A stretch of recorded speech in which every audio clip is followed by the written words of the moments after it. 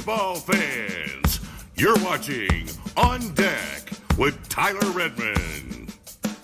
Welcome into On Deck. I'm Tyler Redmond. As always, thank you so much for checking out the channel. I do appreciate it while you're here. Make sure to like this video, subscribe to this channel, and hit the bell for notifications so that you can stay up to date with everything going on here at On Deck, and of course with the Atlanta Braves. And before we talk about the Braves, I want to zoom out for just a second and talk about Major League Baseball as a whole, because as I'm sure you already know, Major League Baseball and the Players Association are having ongoing conversations about what the future of baseball is going to look like. Has a lot to do with money, has a little bit to do about changes to the game, the designated hitter, 3-batter minimum, runner on second base in extra innings. All that stuff I'm sure is being talked about. But until they come back to the table and figure something out, there is the possibility that spring training is delayed. There's the possibility that the season is delayed. And there is a small possibility that the season is canceled or shortened. I hope that's not the case. I hope that can be resolved before we ever have to worry about it. But it is something of note. And what I chose to do is bypass those conversations. Now I want to talk about what happens after the baseball is brought back. And for the Braves, I think the biggest priority is re-signing Freddie Freeman. I don't think there's any doubt there. I think we've known that since the beginning of last season, that is a priority. And I think a lot of people are surprised that this hasn't been done already. I know for a long time I've heard the extend Freddie conversations or re-sign Freddie. I've seen it all, and I know you have too. And I'm sure a lot of you, like me, have wondered why this hasn't happened already. And obviously, Freddie is one of the biggest names on the market today, and he should be. He's National League MVP in 2020, World Series champ last year, 5-time All-Star, 3-time Silver Slugger, plus a Gold Glove. He's had a great career, and it's all been spent with the Braves. And more than that, he's a team player. This is a guy that stuck with the Braves through the rebuild years, developed his skills, and he's finally reaping the rewards of that by being surrounded by young talent. And he's always had the Braves' best interest in mind. He wants to win. I think he proved that this past season with the World Series championship, but this is a guy who's always wanted to win in Atlanta. He's made that a point. He's spoken on it. He said it clearly. This is a guy that wants to win for Atlanta, and I think he wants to finish his career in Atlanta. Now, with that said, everyone is talking about what Freddie Freeman should and shouldn't make on this next contract. I've seen it a lot. I've seen a lot of people just sort of rattle off numbers based on stats. And before you can decide that, I think you have to take a step back and realize, one, who Freddie is to the Braves, and also realize that Freddie already took a pay cut early in his career. His last contract was for 8 years, $135 million. It's not a bad deal, especially at the point of his career where he was at, but it's one that averaged out to about $17 million. Again, it's not a bad deal, but it's clear that Freddie more than likely could have gone elsewhere and made more money, maybe could have gone elsewhere and been more successful at the plate had he been surrounded by a little bit better talent. And that's a common thread in today's game. Look at Bryce Harper, who left the Nationals and went to the Phillies. And there's so many other stories like that. I mean, not to mention the big name contracts just in general. Mike Trout got re-signed to a $400 million deal. Harper's on a $300 million deal. Machado's on a $300 million deal. Even Fernando Tatis, who's barely broken into the league, is making $300 million on this contract. So it's a common thread to want as much money as possible. And I think it's uncommon, and I think should be appreciated, that you got a guy who knows his worth and, wants to win on the team he was drafted by, and that's with the Atlanta Braves. And the biggest question is, what's it going to take to bring Freddie back?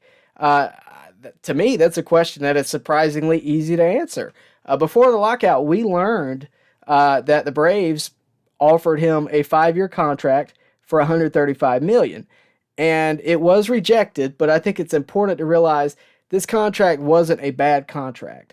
It was slightly higher than what Paul Goldschmidt was offered by the Cardinals, and he signed that deal, and that's where he's at right now. So it's not a huge undercut by the Braves.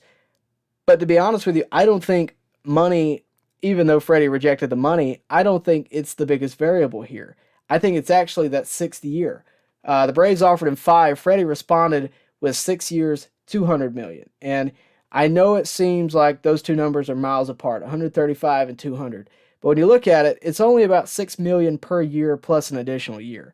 I think that additional year is really what Freddie wants. Don't get me wrong, he wants more money as well.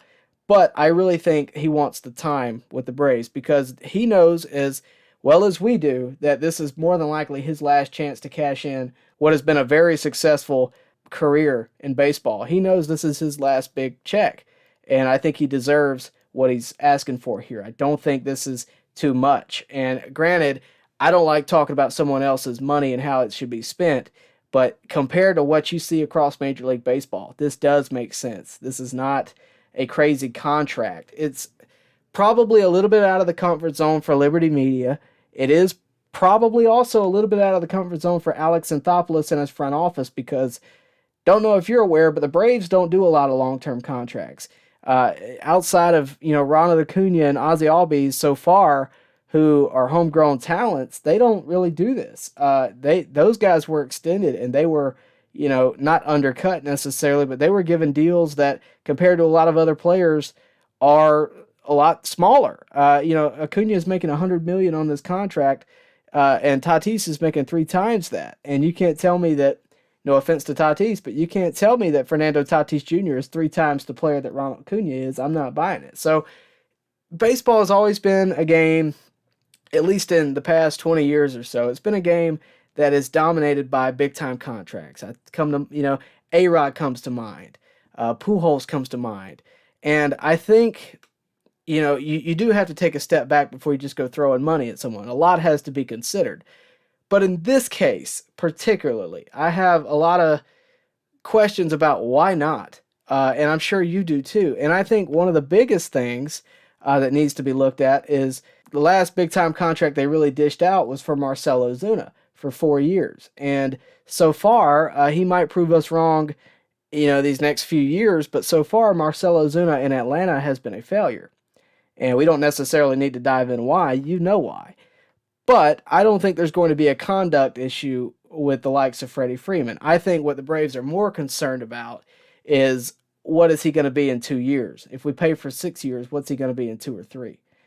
You look at Albert Pujols and the contract he had with the Angels. You look at Miguel Cabrera. There is reason to suspect that Freddie could diminish. I think Freddie's probably got, 3 or 4 more prime years. But I do understand the hesitancy of a 6th year. He'll be 38 at that point. But at the same time, this is your franchise player. This is the face of what the Braves have been for the past 10 years. And I think, honestly, the Braves are better off when the lockout ends calling Freddie up and giving him this contract for 6 years, $200 million. Because if you wait around, bad things can happen. And in case you're unaware, the Yankees are the newest candidate. The Dodgers are also a candidate. But the Yankees are the newest one that is looking at Freeman. And from John Heyman, the Yankees are expected to take a run at Freddie Freeman, who they love. Though first base isn't their real need, they'd love to fit one of the game's best lefty hitters into their lineup. With the Braves not quickly wrapping up their star, all are options on the table for Freeman. Now, personally, I don't see this happening. I don't think Freddie's going to be a Yankee. I don't think the Yankees are going to want to dish out cash for Freddie. I don't think they're going to want to go after Freddie long term. Not to mention, they've already signed Anthony Rizzo last year. He is a free agent, but why not just go re-sign Rizzo? What they really need is a shortstop and probably some upgrades elsewhere. But they are one of these teams, like the Dodgers, who can pretty much pick up whoever they want. They have a big wallet, and with a big wallet, you can bid higher a lot more comfortably than a team like the Braves can. And they can drive up that price for Freddie.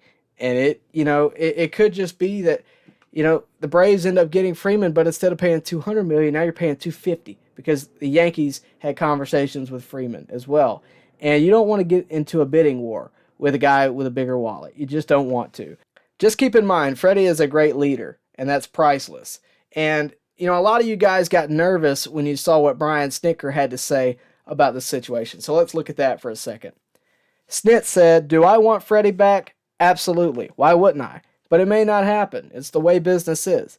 But I'm not freaking out about it right now. Last year we lost player A and we kept going. We lost player B, C, D, E, F, and we just kept going. It's what we do." So I get it. It's not a fun read. It's not something you want to hear. It's not really something you want to talk about or even imagine Freddie in another uniform. I get it. From a Braves fan's perspective, I understand it can be a little bit frightening not to hear your manager have a bit of security with this. Snit didn't come out and say, yes, we're going to go re-sign Freeman, because he can't do that. Because if somehow or another the Braves don't re-sign Freeman, then you're looking at him like, hey, what happened? He's got to now answer to that.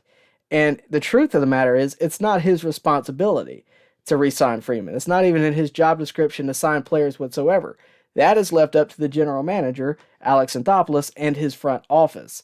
Now, whether or not it happens, is yet to be seen. You can't blame him for the past about month and a half, because there hasn't been those conversations. They haven't been able to have those conversations. If they had, this would have already been done with, I think. I don't think the Braves would have pushed this up to the brink of spring training before having Freddie signed.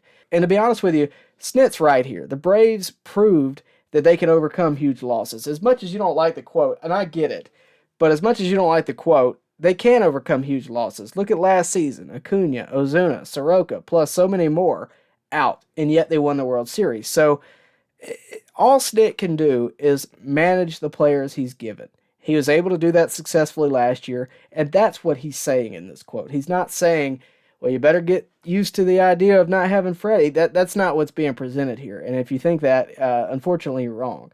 But until baseball returns, hopefully the lockout ends and the Braves act quickly and go get Freddie day one. I don't want to have to wait much longer than that. Hopefully that's the case. Hopefully, the price hasn't been driven up, and the Braves can get him for 6 years, $200 million or less. But I think 6 years, $200 million is more than fair for Freddie Freeman. So let me know what you think down below. I would appreciate it. Let me know what you think about Freddie potentially coming back. Let me know what you think about the ongoing conversations between Major League Baseball and the Players Association. I'd love to know what you think about that. I'll be glad to talk with you about that in the comments section. I do my best to respond to you. So again, make sure to check that out. We do have some more content coming out soon. Going to talk about the outfield situation and an ongoing series from previous years called The Crowded Outfield. The first time, it was about 2 years ago. You guys really liked that video. So every year, it seems to be that the Braves outfield is a bit crowded. So we're going to talk about the situation this year and all the different elements, from the prospects to the guys that we do have for sure coming back, to Marcell Ozuna and that situation. So we'll be talking about all of that in the next video. So stay tuned. Turn on the bell for notifications. Make sure you're subscribed. Hit the like button on this video. I would appreciate it. And of course, make sure you comment down below. Let me know what you think about Freddie coming back. So until next time, guys, I'll see you right here at On Deck.